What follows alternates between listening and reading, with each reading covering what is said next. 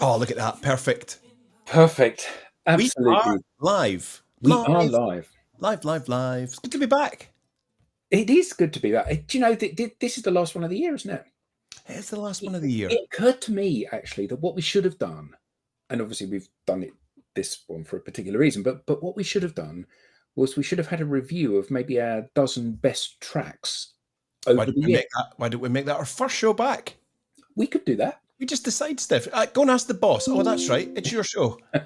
Well, it's our It's show. ours. I think you'll find. Yeah. Um, Yeah, so hello everybody. Welcome to that album. It's the last that album of 2022. Boo. Boo. So in the previous show, we did what did we do? It was my choice. So it was oh, thank you very much, Eric. That's very good of you. Yeah. Thank you, sir. Thank you. Thank you, thank you, thank you. What was the last one we did? Uh, Oh, it was Gorillas. Gorillas, of course it was, Plastic Beach. which was brilliant, wasn't it? Absolutely brilliant. Loved it. And I had decided that I was going to do my hardcore folk album. Yes. But then that week, Christine McVie died. Yeah. And Maddie, my daughter, said, "Yeah, you need which Fleetwood Mac album are you going to do?" Yeah. Oh, yes, of course. Yeah. Better do a Fleetwood Mac album.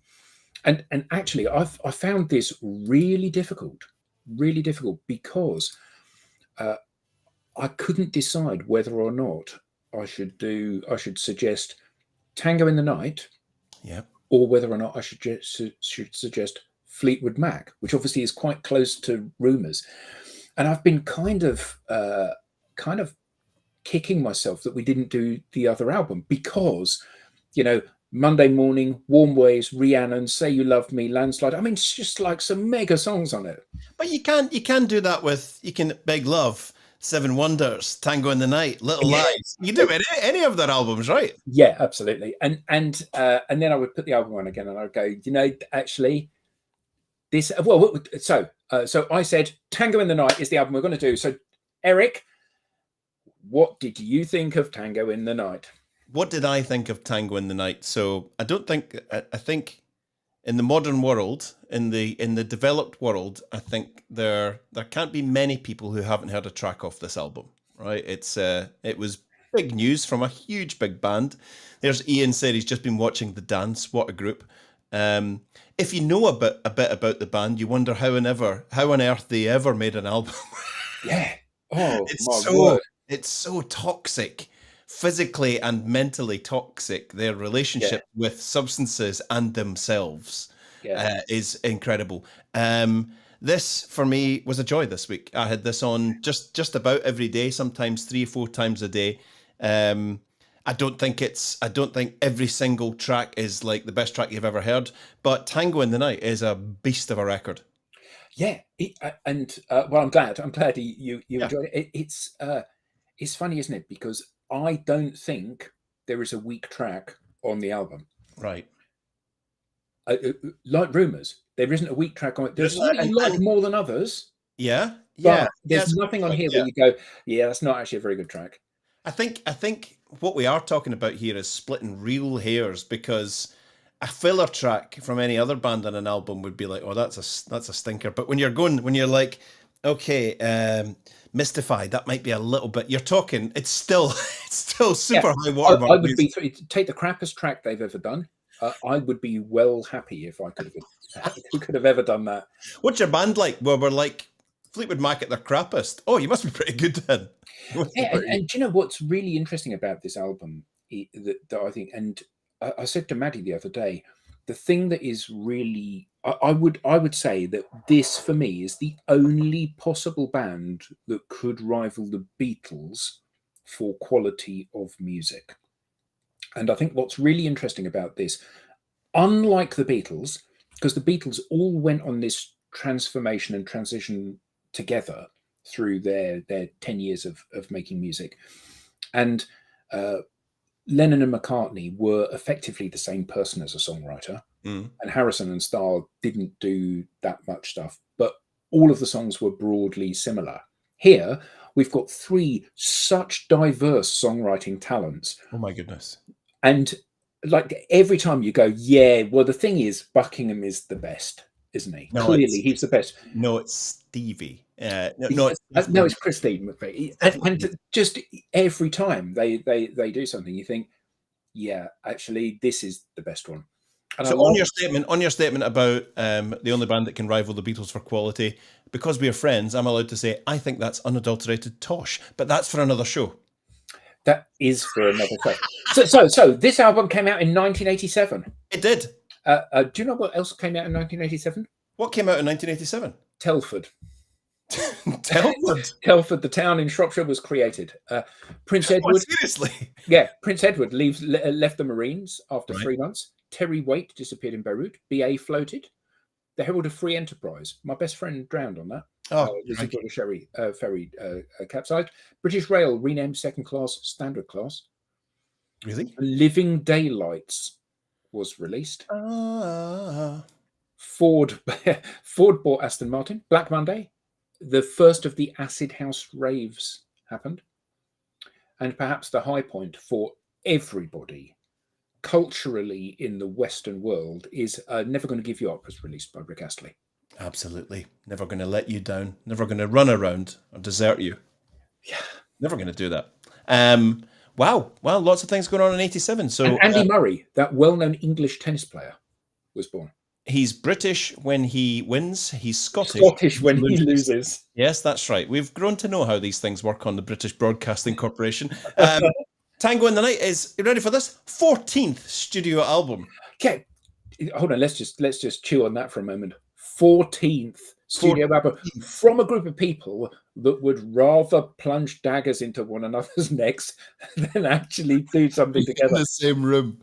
Yeah, exactly. And this was actually the last album that they all did together, wasn't it? With this, correct. This was the last album in the traditional sort of, could you say the Rumours lineup? I guess you could. Yeah. I guess you could. And it's quite fitting that we're doing this at the end of the year because this is the band that started this show. We started with Rumours, did we not? We did. It was the first ever album that we covered. How many of these shows have we done today? This is number 52. 52. We've been running for more than a year because obviously we've had some time off. But yeah, the 52nd one of these. 52. The full list of broadcasts is available upon request. Right, fair enough. I actually had a request to start a little company page and put them all in order. That's a good idea. Great idea. And then we could use the company page. Whose idea was that? It was someone from the Burrito who's into music. Who was it? Can't remember. No, it wasn't Andrew. It'll come to me, but yeah, someone said, can you start a company page and just put them on in order so that they're all there and we can watch them all? Maybe something we'll think about, or maybe something you'll think about over. Yeah, maybe. I'm glad I had that idea. Yeah, absolutely. Tango in the Night is the 14th studio album by British-American rock band Fleetwood Mac, released on the 13th of April, 1987. It's the fifth and final studio album from the band's most successful lineup, as we just said, Buckingham, Fleetwood, McVie, Nicks, following Buckingham's departure later that year. Though the band's 2003 album Say You Will includes limited contributions from Christine. She was kind of like phasing out. Produced by Buckingham. It was actually a Buckingham solo project. It was to begin with, wasn't it? Yeah, well, some of the tracks were, and they convinced him to come back in, didn't they? Correct. And then they said, yeah, do you want to put those on the album? And he went, all right then. Yeah, absolutely. He kind of like, he asked Christine and Mick and John to come in and help him out with some tracks. And while they're all there, we're like, oh, this is all right, isn't it? This is all right. So did anyone thought about calling Stevie? Thought about calling. She that shall not be named. She that shall not be named. So it contains several hit singles, including 4 US top 20 hits, Big Love, Seven Wonders, Little Lies, and Everywhere. 2 additional songs, Family Man and Isn't It Midnight, were released as singles to lower chart success. Tango in the Night has sold over 15 million copies worldwide. In March of 2017, the remastered deluxe editions of Tango in the Night were released, a first double CD set. So we're just going to be playing the traditional 12-track album today, but on the deluxe version, even on iTunes, you get this monster with all these remixes and live versions and all of that. The cover art for the album is a painting by Australian artist Brett Livingston Strong. It was hanging in... Sorry. We've looked at the same website. We have, yes. Well, actually, you didn't, did you? You saw that when you were around at Lindsay's house. Lindsay's house, yeah, absolutely. Is that Tango in the Night? Yeah, that's by Brett Livingston Strong. He's an Australian artist. It's an homage to the 19th century Henri Rousseau, emulating colourful jungle themes and all of that. If you know Rousseau's work, he paints in that very sort of like childlike style, but very vivid. He's Fleetwood Mac's lead guitarist and sometimes lead vocalist and songwriter. Described the making of Tango in the Night as the worst recording experience of my life. Stevie Nicks was addicted to the tranquilizer Klonopin and spent just 2 weeks in the studio out of an 18-month production. Drummer Mick Fleetwood had declared bankruptcy a few years prior and was still very much loving his drugs. Buckingham said half the time Mick was falling asleep on the drum kit. Well, none of them could truly claim they were indulging their vices. Everyone was at their worst, including myself, said Buckingham. We'd made the progression from what could be seen as acceptable or a half-excusable amount of drug use to a situation where we had all hit the wall. I think it was our darkest period. Which is amazing, isn't it? Because when we did the first album, we were saying, oh my God, how on earth did they manage to function? This must have been their darkest period. And actually, no, that was one of their better periods. Yeah, that was just extreme drug addiction and violent relationships. But other than that, everything was cool. Everything was cool. Yes. So, the album, it was their second biggest selling studio album after Rumours, which was released, I think, 10 years earlier in, would that be 77? Then Tusk 79, Mirage 1982. Yeah. Let me see. The album was a huge success in the United States, where it peaked at number 7 for 3 weeks, spending more than 7 months within the top 20 and more than 10 months within the top 40. It was certified 3 times platinum in 2000 for selling 3 million copies in the US. The singles were massive. The band were massive. Just absolutely huge. The singles were huge. Number ones all over the world and all of that. You know, just like extreme rock star stuff. Yeah, interestingly, they didn't play this first song, Big Love, didn't play this live until 1997 when they reunited with Buckingham for the tour, for the dance tour. They're absolutely right. Lindsay describes it as a lustful mid to up tempo number featuring love grunts. These grunts which get Yeah, it's not going to be the same song if you and I do it, is it? Do you not reckon? I don't think so. I reckon we should cover this.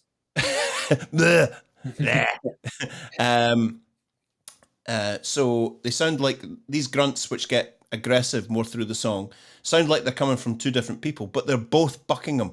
To simulate the female voice, he processed these vocals through a variable speed oscillator. Many listeners, like me until I found this out, thought it was Stevie Nicks. Yeah, but knowing them as you now know them, you never really would have thought that, would you? Absolutely. This is when they play this live and they're all together in the original lineup. This is when Stevie Nicks goes away, grabs her lace petticoats and just sort of sashays and dances around in the background, almost in a little protest, perhaps. Yeah. So this song, the thing that struck me when you first put the needle on the groove for this is, it's such sophisticated songwriting. Looking out for love in the night so still. Oh, I'll build you a kingdom in that house on the hill. It's just beautiful lyrics, isn't it? Absolutely fantastic. Yeah, absolutely. I'm going to say potentially we should get a. In fact, I think I have one. Just bear with me. Just a BS warning, a music BS warning. Where is it? Let me see. No, I don't. Do you not have a? I'll do that. That's the best I can do right now. That's the best I can do. But I think, here we go. I'm cringing saying it. I think this sounds like it was written by a guitar player. Yeah, I would agree with you. I think it sounds like a guitar player's song. That it sounds like it. It's like an updated version of Never Going Back, isn't it? Yeah, absolutely. The same kind of guitar triplets going on. Yep, absolutely. So this, after a year and a half of working hard to get this together, in that year and a half, Stevie turned up for 2 weeks because she was quite ill. Some say, the Stevie Nicks connoisseurs say that on this album, on her contributions to this album, particularly on like Seven Wonders, that you can tell she's strained. I don't know. We'll listen to that later. But this is track one. Shall we go? Let's go. Straight in.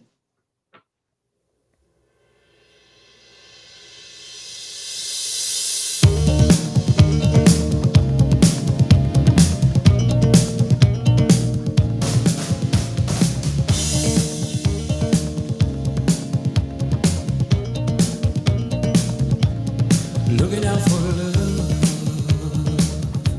in the night so still. Oh, how build you a kingdom in that house on the hill. Looking out for love,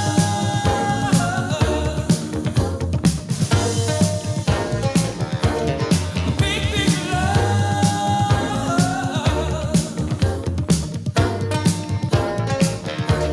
You said that you love me. I often feel when I hear this that you're in, it's like, we've said it a few times, some albums you listen to and you know you're in good hands right away.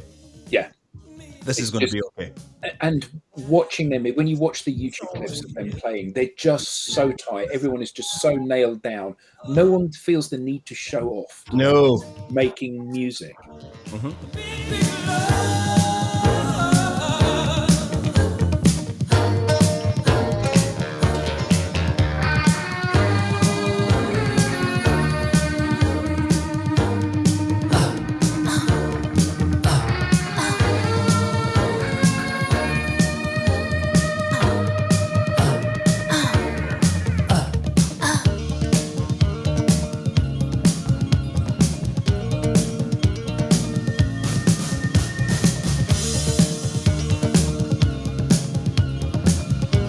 One thing you hear, would you rate him as a guitar player?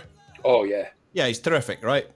Have you seen that thing where he's doing the lecture tour? Yes, and I have. Yeah.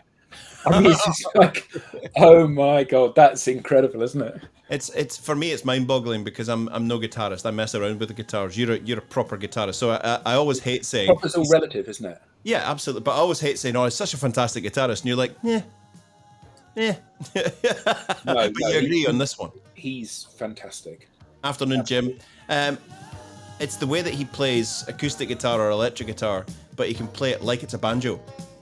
I think that's quite incredible what he does, and he's able to sing and do all of that.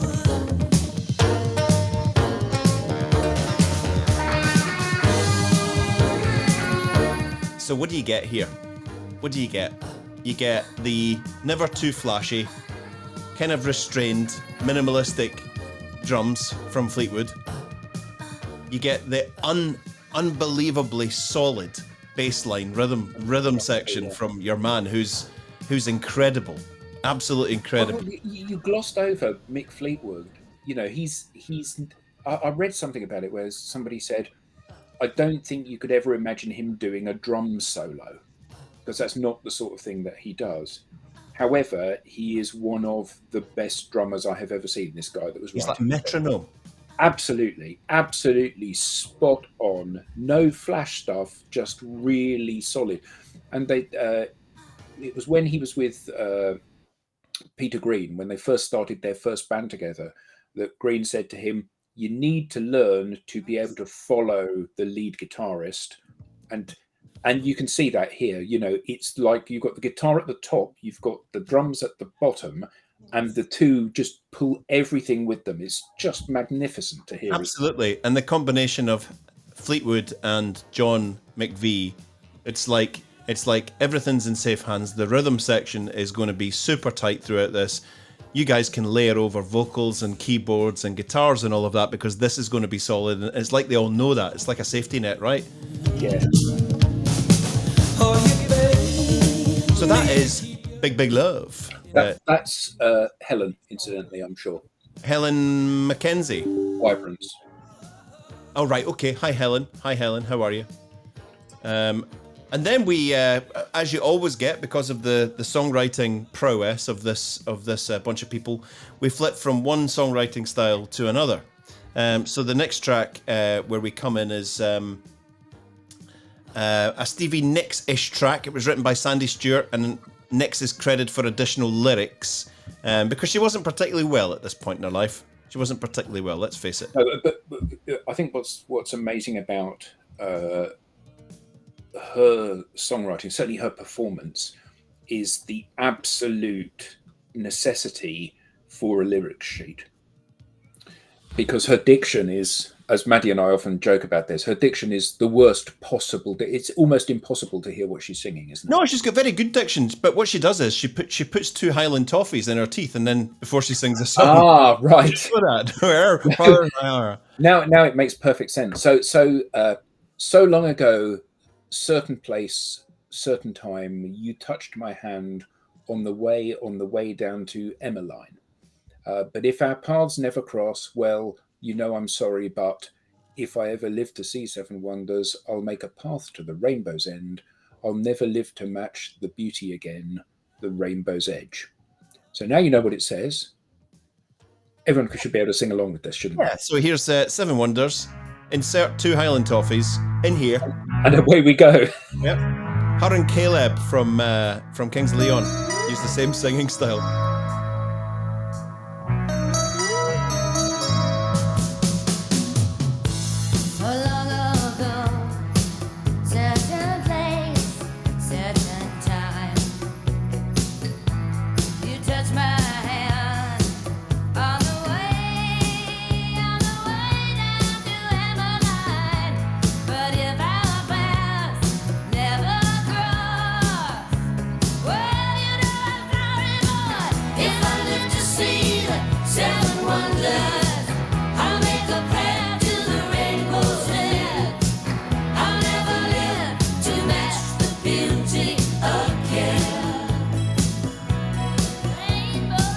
Did you see the documentary about them that was on? Like, is that the one that Ian's talking about, the dance?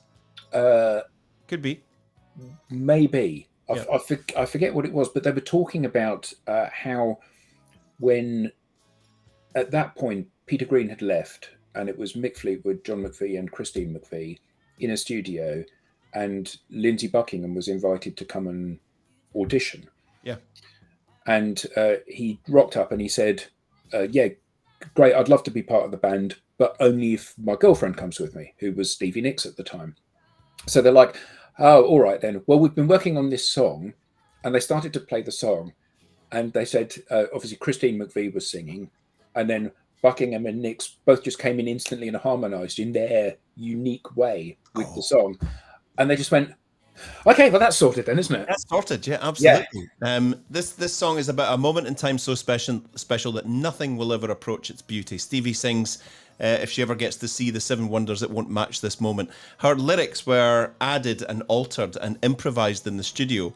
The line that you just said, all the way down to Emmeline, she misheard Sandy Stewart's original demo, which was all the way down to the end of the line. Right. But she makes it Emmeline, and that just adds it into it, because she is the fairy queen, right? She's the queen of the fairies, right? She's like the gothic fairy princess, and that all, you know, everybody's like, oh, Emmeline, right? That must be some sort of book from the 1700s that she's read.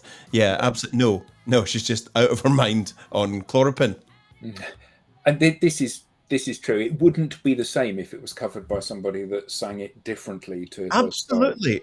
She could sing the phone book for me, and I'd still find it interesting. I had a serious crush on her anyway, but some of them, yeah, absolutely, still do. Some have said she's not a great singer. She makes a great noise. I don't care what it is. I think she sounds terrific.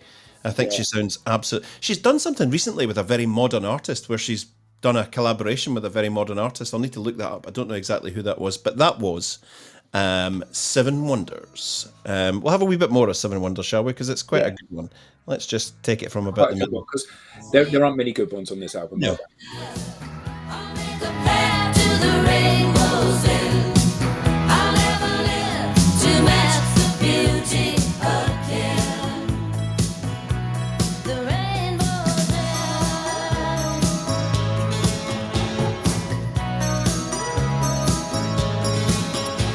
anyone else added a little guitar response to any, Rainbow's Edge and then went dare dare dare dare, that sounded like that, it sounds like Fleetwood Mac. It sounds like Lindsey Buckingham, doesn't it? It's him. It's him. It's him. It's him. It's him. Absolutely, it's a perfect way to enjoy this, isn't it?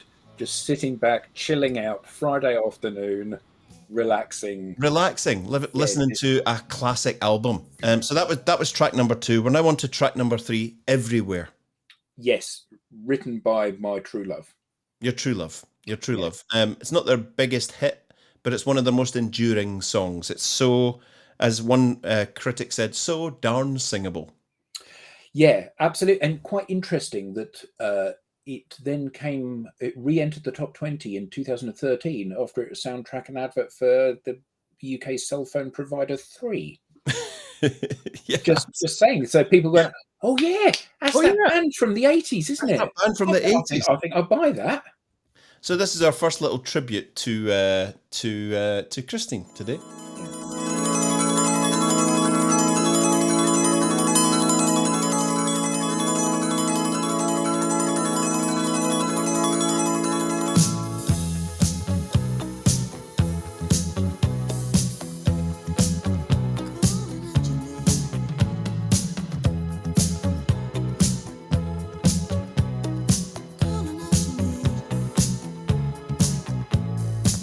Can you hear me calling out your name?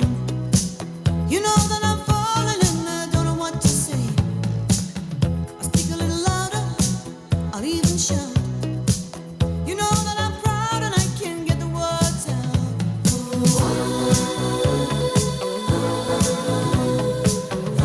I wanna be with you everywhere.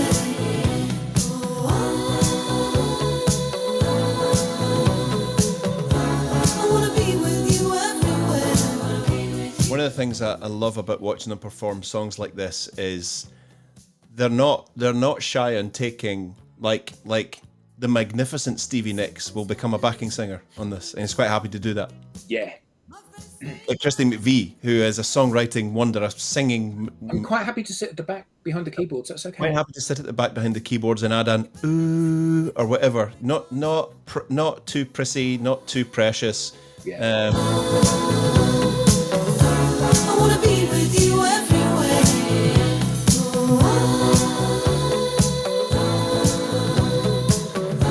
I wanna be with you everywhere.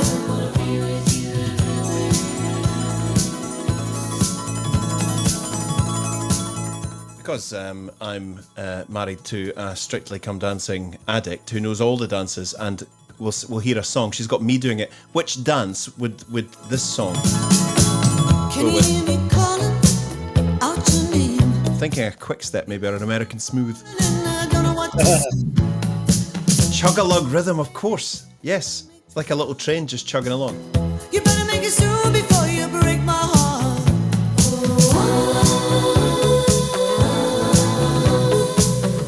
I wanna be with you everywhere. Just roughed, yeah, absolutely. But on that chug-a-lug rhythm, John McVie, very talented bass player, he just goes dum dum dum dum dum dum dum dum dum dum dum dum for the whole song. Yeah. Simple, happy to do it, brilliant, nothing fancy. He doesn't have to go off and go dew. None of that going on. A rumba, of course, yeah. Get the hips going, yeah, without a doubt. I'm doing a rumba now. You just can't see it. I've got such good isolation. Like a Michael Flatley, but with Like your hips. Michael Flatley, I'm going crazy downstairs. My hips don't lie. My hips do not lie. So that was. I'm glad we're back. This feels great. It does. And Yeah. what a great album to be doing as well. Terrific.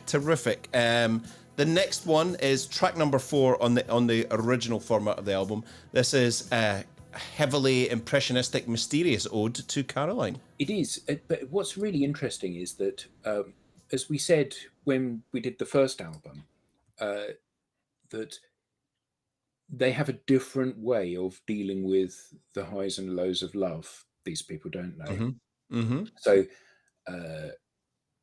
Lindsey Buckingham with Never Going Back. Yep. Let's focus on all of the bad things that happened, and we'll talk about those to kind of catharsis of getting those out. And then we got Christine McVie, who's writing about how happy it is, what a lovely time I had. We're finished now, but it was lovely while it lasted. So and Lindsey Buckingham spewing out vitriol. She's so crazy, she's so lazy, keeps on coming, keeps you running. I mean, it's he's not a very happy soul, really, is he? No, and when you listen to the interviews with him, he is. I don't know if it's an impact of long nights in studios and substances, but he's a special person. He's quite touched. Mm-hmm. Yeah, he's quite out there. This has got heavy kind of grit to it, sexual intensity, and some have said a Dave Gilmour-ish kind of guitar solo at the end. Yeah, I mean, I remember this when this was in the charts, and listening to it, thinking it's a very compelling song, isn't it? But but quite. I think it's unique, isn't it? There's no other song like this. No, this is Caroline.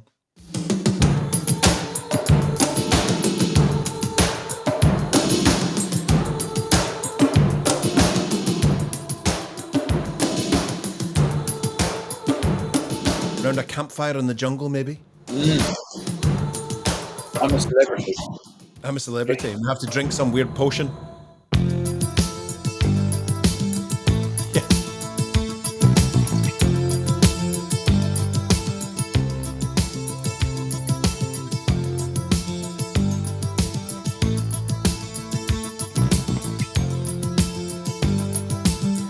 Our resident Stevie Nicks specialist with some facts there. I love that.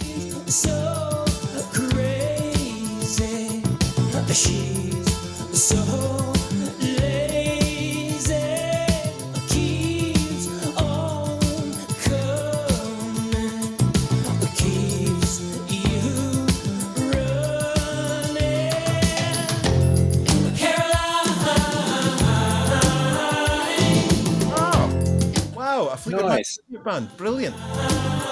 Listening whilst getting into my groove. Time recedes with a big old drop. Just keep going on down in top. Cut the cord if you can.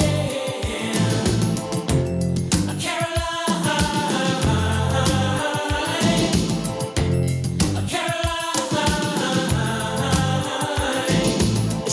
Let's get a bit of that guitar solo, shall we?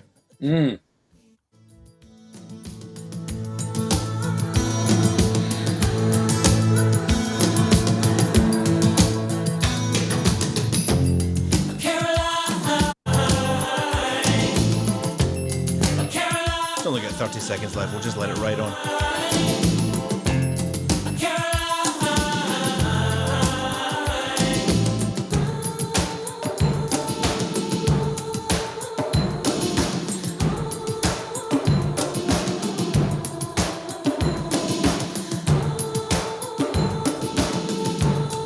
Yes. Wow.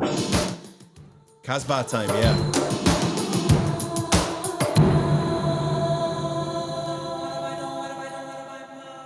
I missed the solo. I missed the flipping solo.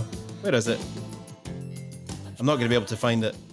Yeah, don't worry. I love the fact that Andrew's been listening to this week, and I can't believe that a man that is so into his music cannot have crossed paths with Fleetwood Mac before now. But I know. I hope he's enjoying it. He said he was. He said he was sitting there. I'm wondering if this is. Anyway, we'll come back to that. Anyway, so we head then on into track number 5, which is the title track. Yeah. The title track, Tango in the Night, captures Buckingham's mastery at creating sonic atmospheres. It shifts from calm to restive in a sort of heavy melange of rumination. I wrote that myself. I know you did. I know you did, because I've got a similar thing here on my film. No, I haven't actually. So I you could well have written that yourself. It sounds like your sort of narrative to tell. It does. It does. I use the word melange and rumination quite well and quite often. I think this is great because it turns what is essentially a simple pop song, a soft pop song, into a sort of like very serious, almost like guitar opera. It's pretty huge. Great percussive arrangements. This is the title track, Tango in the Night.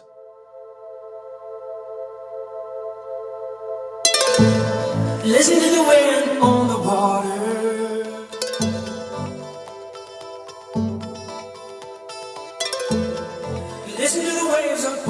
shore.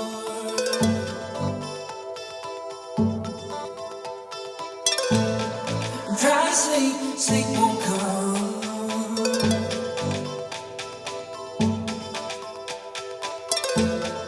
Just as I begin to fade, then I remember, oh, when the moon was full and bright, I would take you in the darkness to the tango in the night. Not sure if it's a harp. That's a good question. It Guitar. No, it sounds more like an auto harp or a dulcimer. Oh yeah, of course, dulcimer. You should know you have one in the house. Do you not? Yeah, it's just up there. There The it is. dulcimer. There it is. An Appalachian dulcimer. Yeah. Your favourite.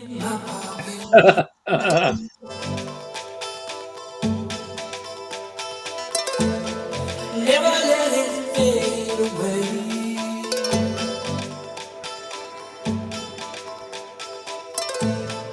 Inside, outside.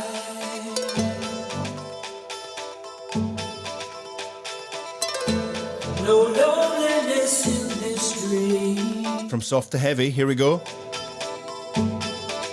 Then I'll remember when the moon was full and bright.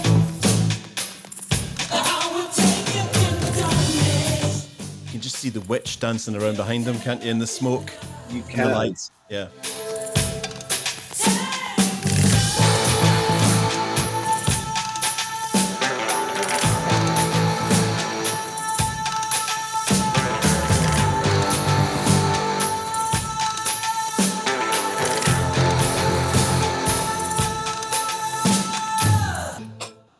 Well held, Lindsay.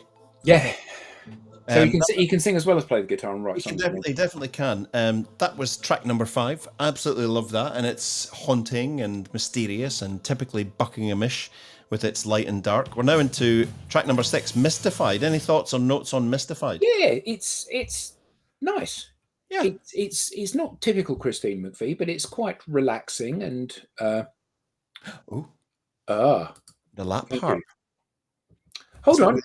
You're the man that didn't know anything about them until it's not yesterday. fact. And now all of a sudden, it's like I love this. I love the fact that Yeah. the audience knows so many things and can discover so many things. Yeah, absolutely brilliant. It's It's fantastic. So fantastic. it's a lap harp. There we go, folks. It's a Yeah. lap harp. So any notes on Mystified? Yeah, it's lovely. I can't remember how that happened. McVie said about how this song was created. It morphed somehow between us because it's her and Buckingham that did this. So the co-write was Fair Dues. Mystified wasn't released as a single, but was used as the B-side of the 1988 single Isn't It Midnight? Right. Cool. This feeling I just can't hide. You got me mystified.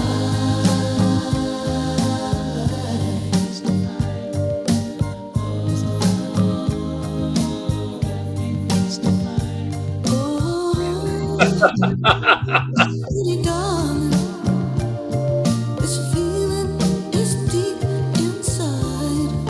You got me mystified.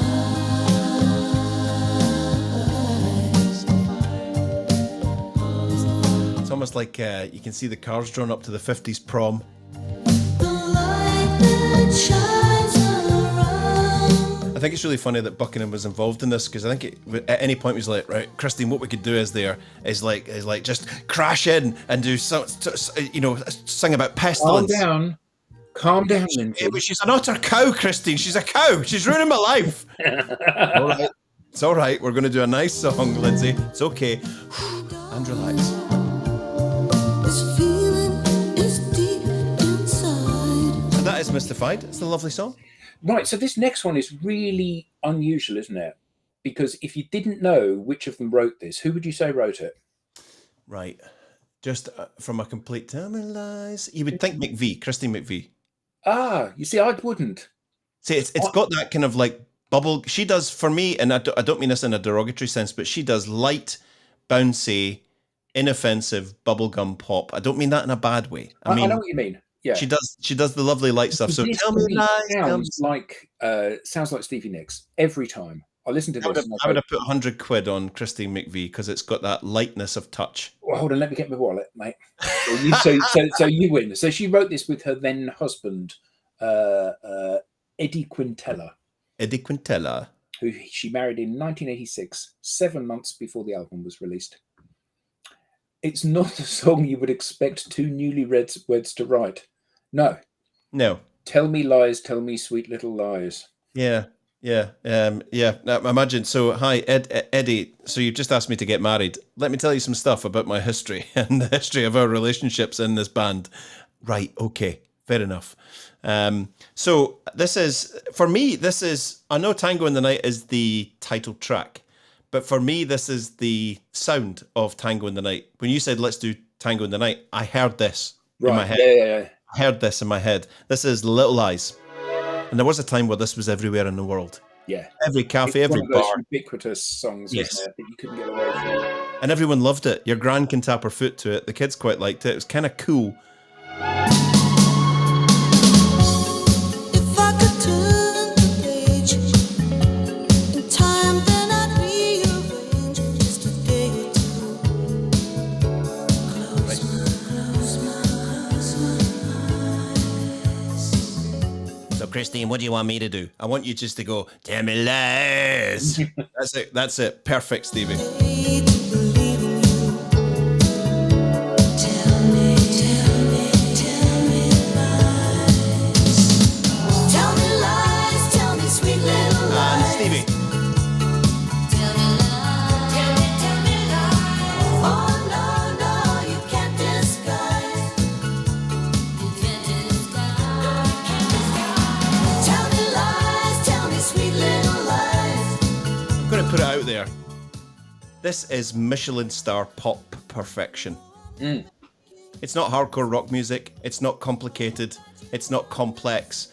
This is like Oh, look at that. Isn't that a fantastic comment? the sound of the 80s in soft focus. That's perfect. Absolutely perfect. Love that. She must have got the Rioja opened early. Well, she read your notes. Yeah.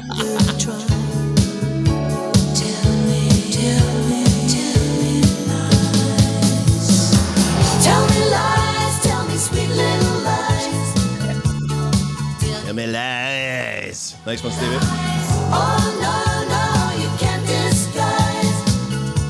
You can't disguise. Tell me lies, tell me sweet little lies.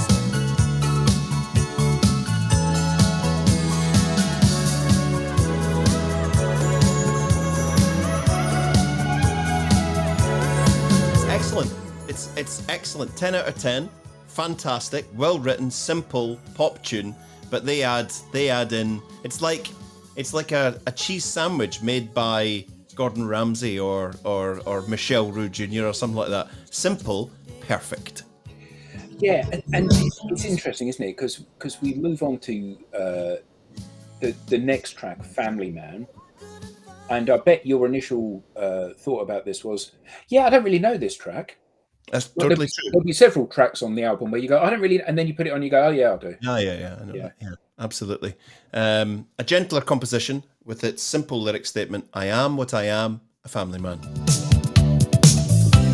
Walk down this road when the road gets rough. It's like you were in this room. I was like, I don't know Family Man. Oh yes, I totally do, and I was singing along to it. Yeah.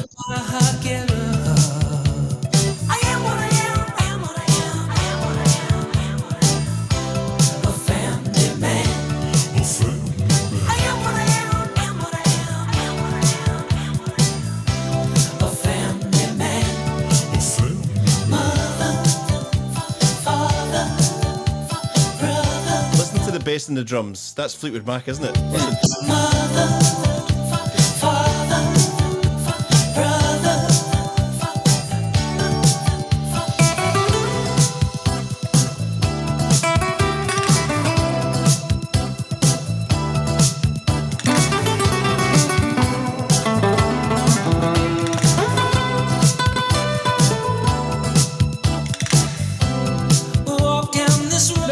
No. You can't just glaze over. Just do a little solo there, Lindsay, will you? Just what's that style? Spanish? Yeah. Yeah. Yeah, chuck it in. Because something about the tone of it is beautiful.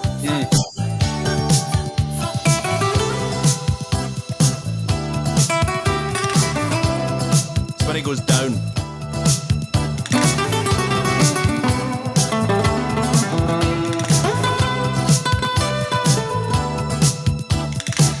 Yeah, just chuck that in like it's nothing.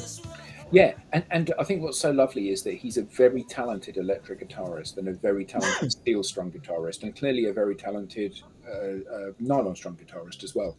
Yeah. And often there's not a lot of overlap between these in terms of style, and he segues perfectly from one to another. Just beautiful. He gave the guitar tech back the Spanish guitar and took the Telecaster back, or yeah, absolutely. Lovely track, very 80s, very of a la mode. A la mode. The next track, Isn't It Midnight?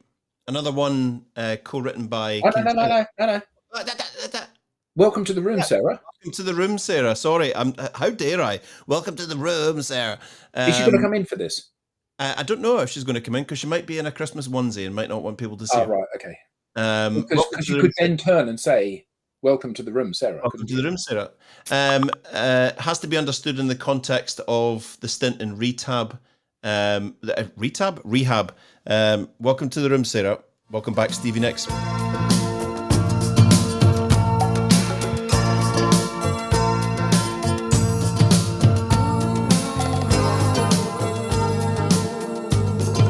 Madeline Gray must be loving this right now.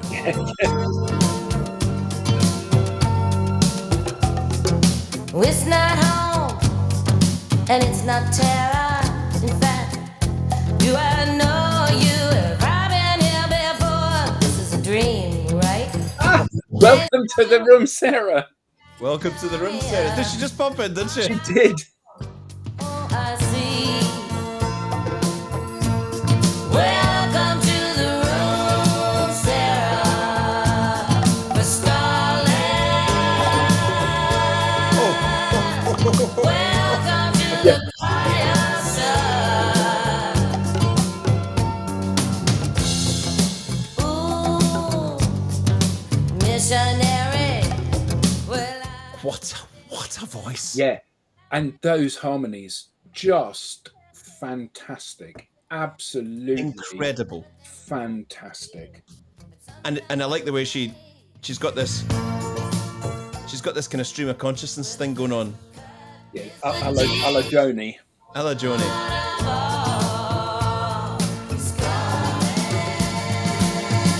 Hi, John. I love the fact that her voice, Stevie Nicks' voice, you can tell that's time served. That voice, that voice has seen a lot of the world and a lot of stuff. That's it has experience about it. It does. What I love though is that they are all absolutely spot on in the middle of the nose. You would never, nowadays, if you haven't used auto-tune, when it's a little bit pitchy. No, in our day, that was singing out of tune. Yeah. There's no singing out of tune going on with this band, no matter how complicated the harmonies. Correct. Well, I thought that you were mine.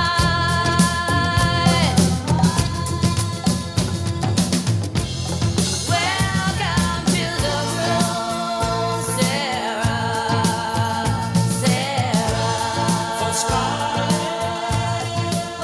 It's got a little bit of her voice in this track has got a little bit of Chrissy Hynde to it, hasn't it? You think so? Yeah, you get that. It was a problem.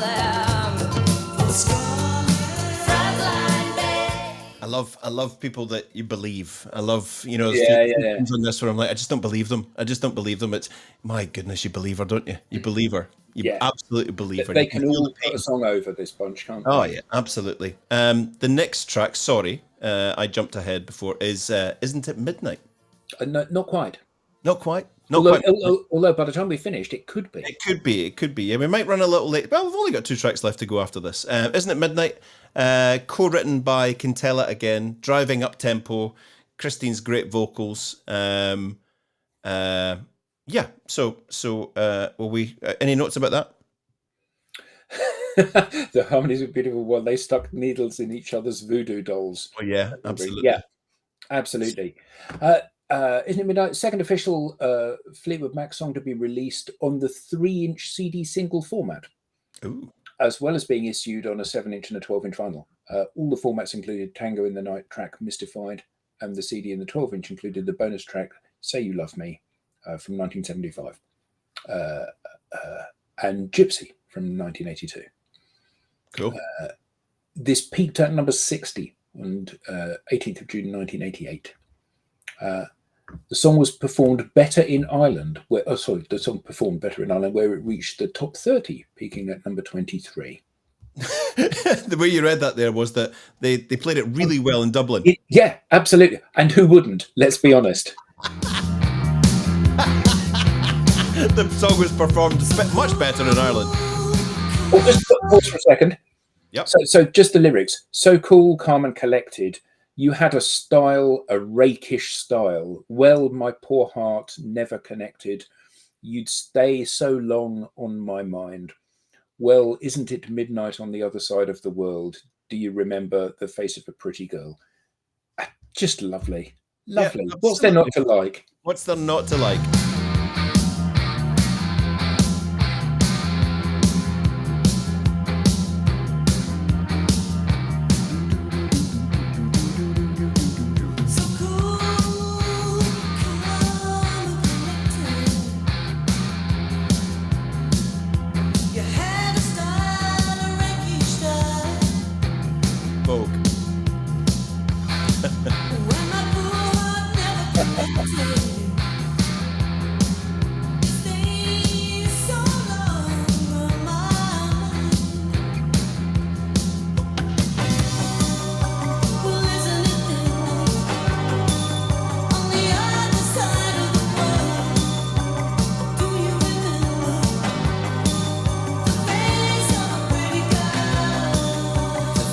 Where Don Johnson's split up with the girl. Yeah.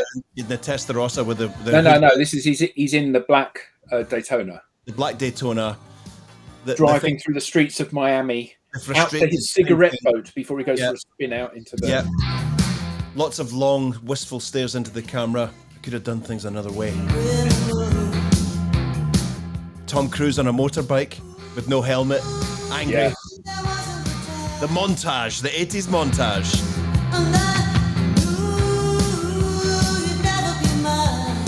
So that is.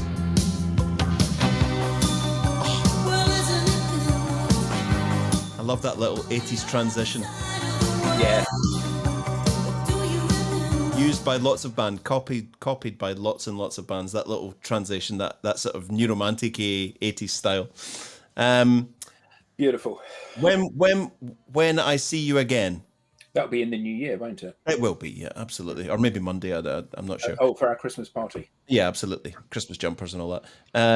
So when I see you again, Stevie wrote about some universal feelings of confusion, longing and fear, best expressed through the line, if she sees him again, will your very best friend have been replaced by some other? What's the matter, baby? What's the matter, baby? This is baby. What is the matter, baby? This is track number 11. Will it be the same when I see you again? Will it be over when I see you again? Will your great eyes still say, what's the matter, baby? What's the matter, baby? What's the matter, baby? What's the matter? What's the matter, baby? She's singing this to Lindsay, isn't she? Yeah. What's the matter, baby? What's the matter? What's the matter, baby? Oh. What's the matter, baby? Baby. So she walks slowly down the hall, down many doors in the hallway, and she stares at the stairs.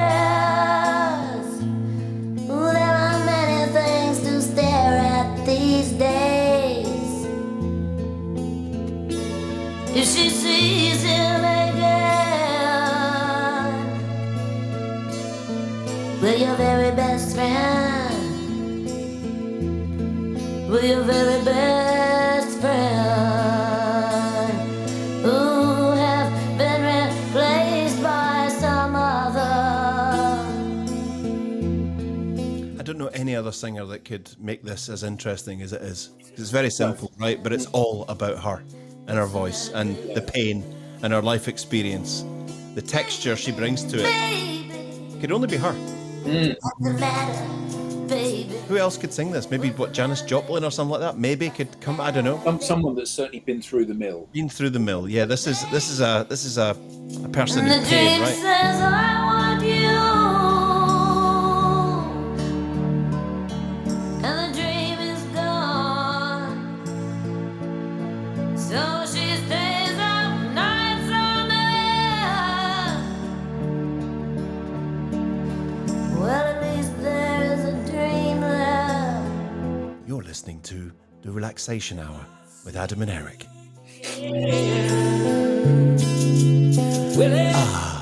Sit back, relax. So we would like to know, what's the matter, baby? What's the matter, baby? Oh, you just bugger off, Lindsay. It's all your fault. So we get to the last track of the official listing of the original recording, which is You and I parts 1 and 2. No, this is You and I part 2. Part 2? So it is. Oh, sorry, I read that incorrectly. Yeah, there is a You and I part 1, but it was only ever released as a single. What? Yeah. So it doesn't matter where you look for it, you can't find it unless you've got the original. So upbeat and a fitting closer, featuring Lindsay Buckingham's usual piercing guitar tone. This is You and I Part 2. Not as I read it, Part 1 and Part 2. It always reminds me of a Christmas song for some reason. Yeah. The start reminds me, for anyone who knows Phoenix Nights, when Dave had a little tape recorder and he was standing at the front of the shop and he was singing, "Come and get your black bing bags, long and black and slender." I don't know when I hear this. That's maybe a kind of niche thing if anybody knows Phoenix Nights. Come and get your black bing always bags. conjures up an image of somebody decorating a Christmas tree. Yeah. I wake up, Find presents under the tree. eyes shut tight. Open tomorrow and never come. For you and I. Oh, the phantoms crawl out of the night. Coming up at the top of the hour, Community Watch. Hoping the daylight will never come. For you and I. Keep your heart open. Joe gets it. Heavy duty black bin bags. Sorry, I'm just going to have to do that again. Come and get your black bin bags.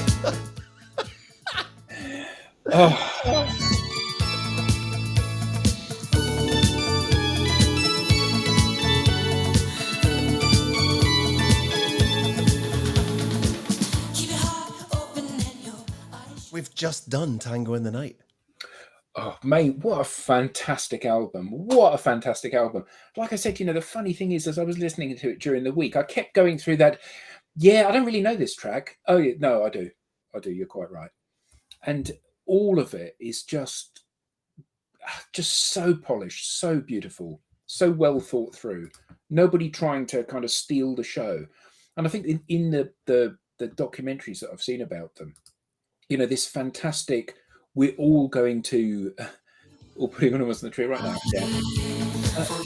It's everybody doing their bit and happy to defer when it's somebody else's turn to step forward and deliver that bit that they're known for. Never overdoing it. Just beautifully poised. So, and rightly so, they are regarded as one of the top bands. And no question. Everyone should know about them. Lots of people do. And I hope the legacy lives on, even though we're losing some of them, which is awful. Yeah, very sad. Right, so that's it. We've done Tango in the Night. I hope everyone enjoyed the show. So we are splitting for the for Christmas and the New Year. When's our first show? back. What's the first reasonable Friday back? Is it the 6th or something? Should we do that one? Sounds reasonable. Yeah, absolutely. Yeah. Let's do that. Let's do that. I've got a couple of suggestions, but let me mulled wine on it. Not as in Mull of Kintyre on it. Not as in Mull of Kintyre. No. Even though some are rumours. I love that. And we'll put it out what we're doing, because I don't want to. I've got a couple of ideas. I don't know where to take it. But we will be back on. Does it look like the 6th? Friday the 6th? Hang on. Yes, Friday the 6th. With our first album of the year to review, and we'll try and get a lot in. Send us some suggestions if you'd like us to consider some albums. As long as it's not Hazel O'Connor. As long as it's not Hazel O'Connor or Tommy. or Tommy. Rock operas or anything like that. So you don't fancy revisiting War of the Worlds, for example? That wouldn't be one of your choices. Or on the 6th, did we come back and do our little review show of our favourite tracks from our favourite albums that we've done? From the first 52? From the first 50, we could pick 5 each. Yeah.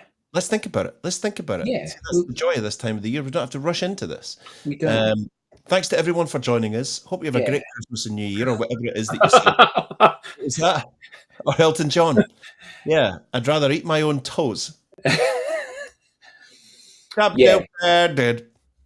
So thank you, everybody. What a lovely year. What a lovely way to round out the year. What a happy note to finish on. Well, happy for the listeners, not for the band putting it together, of course, as we know. But what a great year. A great year. We've already got a request from Marquis Kane asking for Tangerine Dream. Let's think about that. Oh, yes. Ooh, very nice. Let's go all prog and spacey. There we go. Merry Christmas, everybody. Thank you all, and a happy new year.